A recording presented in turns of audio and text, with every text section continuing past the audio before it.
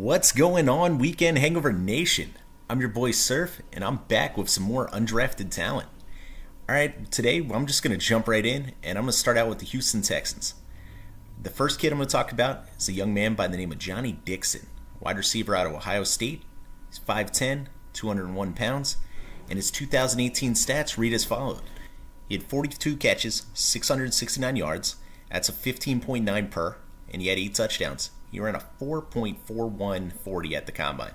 Now, Dixon was overshadowed a little bit during this draft process by Paris Campbell and Terry McLaurin, two of his fellow Ohio State receivers.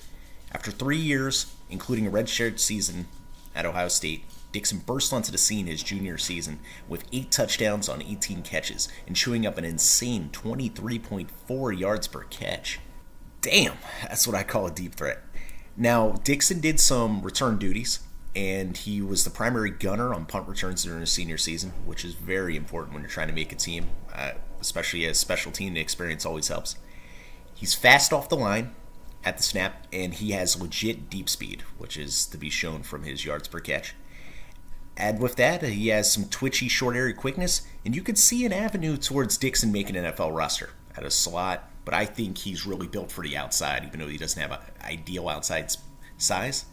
Now, some negatives to Dixon are his arm length is not ideal for a receiver that makes his living over the top, and his route running is not as crisp, especially which tends to make him a little one-dimensional and might hurt his chances at being a slot receiver in the NFL. Also, for his size, because he's not a very big guy, he's not an effective blocker, and he's definitely going to have to work on that. Now, next up, I have an edge rusher / outside linebacker out of Akron named Jamal Davis. He's 6'3", 243 pounds. His 2018 stats read as followed: 47 solo tackles, 16 for a loss, 5.5 sacks, and 1 interception. He came into college as a traditional outside linebacker, and he only has 2 years of experience as a pass rusher. So he's raw, and it definitely shows up on tape. He's still in the process of learning position.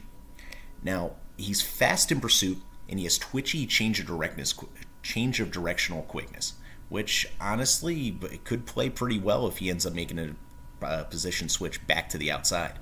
Now, I like the fact that he actually shows some elements of pass defense in his tape, and I think that could be an interesting avenue because you don't see too many edge rushers that are too dynamic when it comes to pass defense. So, some negatives to his game: he definitely should be a better speed rusher than he is. He has a tendency to stutter step at the line, which obviously as a speed rusher hurts.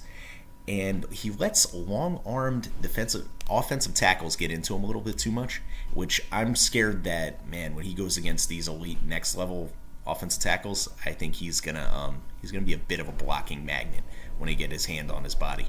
I think he's gonna have trouble getting away. But you know what, Jamal Davis, I think his avenue might have to be, obviously he's raw.